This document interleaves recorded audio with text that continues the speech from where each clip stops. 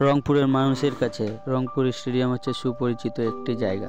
রংপুর স্টেডিয়ামটি প্রতিষ্ঠিত হয়েছিল 1958 সালে, তবে 2000 শতকের মাঝামাঝি এটি অবহেলিত অবস্থায় পড়েছিল। তবে 2012 সালে পুনর্জীবিতভাবে এটি কার্যক্রম শুরু হয়েছে এবং প্রথম শ্রেণীর কার্যক্রম থেকে শুরু করে নানা ধরনের খেলা আয়োজন করে আসছে রংপুর স্টেডিয়াম।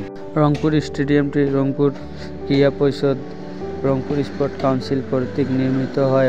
এই প্রতিষ্ঠানটির পরিচালনার দায়িত্ব রয়েছে রংপুর স্টেডিয়ামটি। রংপুরের ক্রিকেট ও ফুটবল ভেন্যুর জন্য রংপুর স্টেডিয়ামটি খুব গুরুত্বপূর্ণ একটি স্টেডিয়াম। রংপুর ক্রিকেট স্টেডিয়াম বিভিন্ন ধরনের ম্যাচ আয়োজন করে থাকে।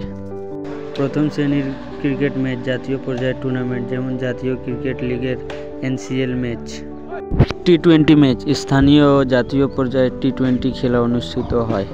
ফুটবল ম্যাচ, বিভিন্ন জাতীয় ও স্থানীয় পর্যায়ের টুর্নামেন্টগুলো এই স্টেডিয়ামেই পরিচালিত হয়। স্টেডিয়ামটি মূলত ঘরোয়া ও প্রশিক্ষণের জন্য ব্যবহৃত হয়, তবে কোনো আন্তর্জাতিক ম্যাচ এখনও অনুষ্ঠিত হয়নি এই স্টেডিয়ামটিতে। আপনার কি মনে হয়, কখনো ভবিষ্যতে কি রংপুর স্টেডিয়ামে আন্তর্জাতিক ম্যাচ অনুষ্ঠিত হবে? স্টেডিয়ামটির ধারণ ক্ষমতা প্রায় 10,000 দর্শক, তবে এটি স্থানীয় ক্রিকেট ও ফুটবল ম্যাচের জন্য ব্যবহৃত হয়।